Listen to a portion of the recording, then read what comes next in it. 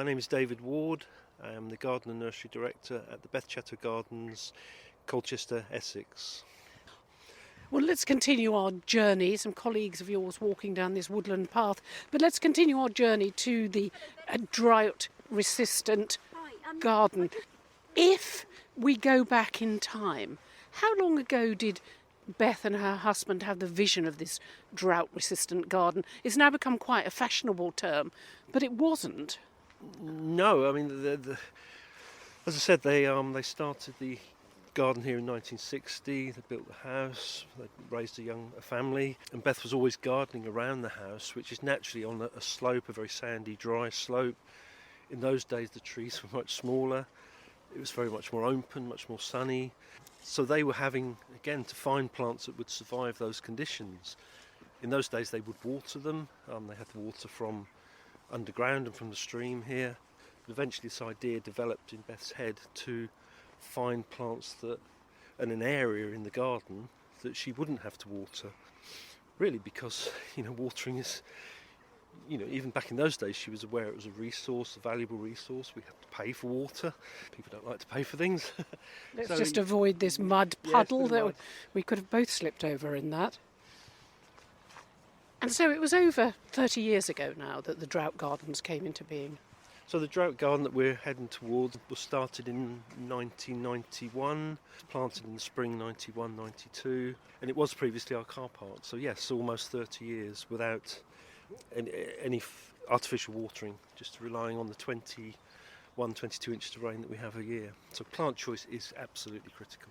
We can now see Beth's overlooking the lake and the stream that we were standing by. It's sort of white and glass frontage. She could clearly look out over her own gardens well into her 90s.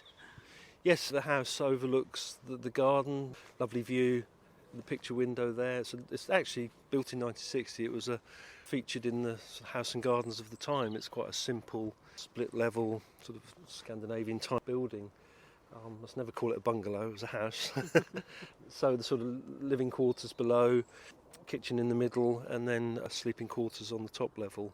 Beautiful setting, lovely low roof. Our tea room has sort of copied that sort of design as well, so it sort of nestles into the countryside. But of course it's not an old ancient house, so we don't have that beautiful backdrop, unfortunately. Homemade scones. I just had one, a nice cheese scone in the morning. Yes, cheese scones are lovely. If anyone's in the area, cheese scones are beautiful. Do you have, you mentioned the trees, but we're just coming up to a beautiful monster of a tree, but do you have problems with preserving the trees? And lots of gardeners would complain about tree roots as well. Yeah, I mean, these oak trees are fantastic. Beth always said they're the finest thing here, despite what she's achieved in her few years here. 400-year oak trees. The one in the distance there is a pollarded oak. There's actually a line of ancient oak trees that go up to the village and back through the garden. And they do give us problems. They do slowly grow, so what were once quite sunny areas slowly become shadier. And of course once the leaves come on, there's dry shade underneath. So it does limit our range of plants that we can grow, but there are plants that will survive. Well, let's march on. We're making good progress.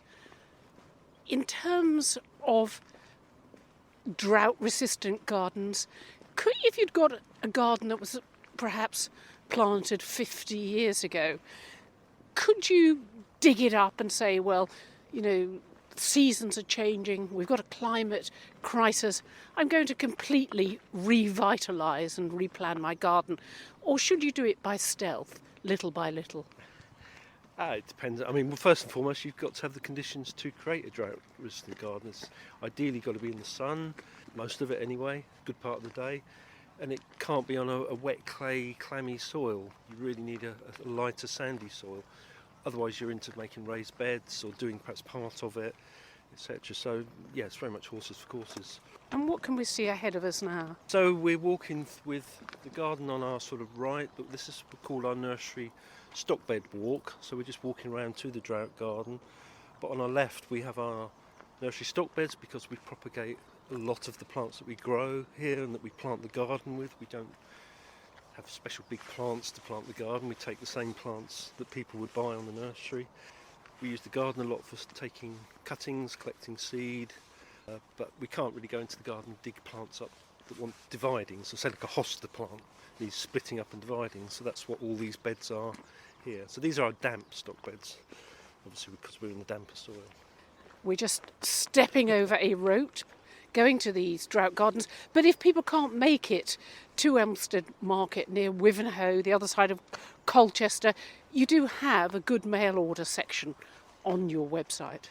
We do. We mail order throughout the UK and Ireland. Unfortunately not over to the EU, we've never sort of gone that far. Yes, we have about 2,000 plants available on the website. They're divided into the different sections as well, so damp loving plants, drought loving plants. So yes, we mail out all year round as well.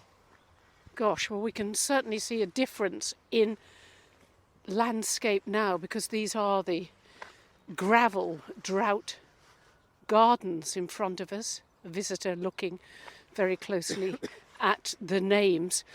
This was a car park. So this was originally our car park prior to 1991. Lots of traffic on it, coaches, cars, and we've got pictures of it then. Muddy track through the middle, and we desperately needed, Beth, the gardens were becoming quite popular then, we desperately needed another car park, which we were able to do. We were surrounded by fruit farms many years ago. As I mentioned, Beth's husband was a fruit farmer. They've all long gone. We were able to buy 3 acres the other side of the hedge there. Freed this area up for Beth to create what is now the drought-resistant garden. So it's not huge, it's probably 1.5 acres or so. Very free draining soil, not called the gravel garden because the gravel we're walking on, it is sand and gravel. All around this area there are sand and gravel pits. So 30 feet of sands and gravels, and then you get down to London clay, which is where we were in the water garden, with that water-bearing London clay. Can you just read some of the name tags for us? I've stopped sort of a little way along the gravelly path, making gravelly these are plants noises. from all over the world. They don't necessarily come from the Mediterranean. So you have helianthemums, rock roses, sedums, which everybody knows, the ice plants. Lovely plant in the back there. We leave a lot of plants up if we can for structure in the winter. So that's a North American plant, Garrel lindheimeri, Agapanthus from South Africa. Iris black swan, what an exotic name. That's right, yeah. That will be obviously black flowers in sort of June time, May, June. One thing to look at this part of the garden is how the contrast between the water garden, where there's not a great deal in leaf, and this part of the garden that in middle of January still structurally is visually attractive. It's sculptural, isn't it? Yeah, and lots of plants are. I mean, the grasses are still up. So they sort of create what Beth used to call a full stop at the end of a border.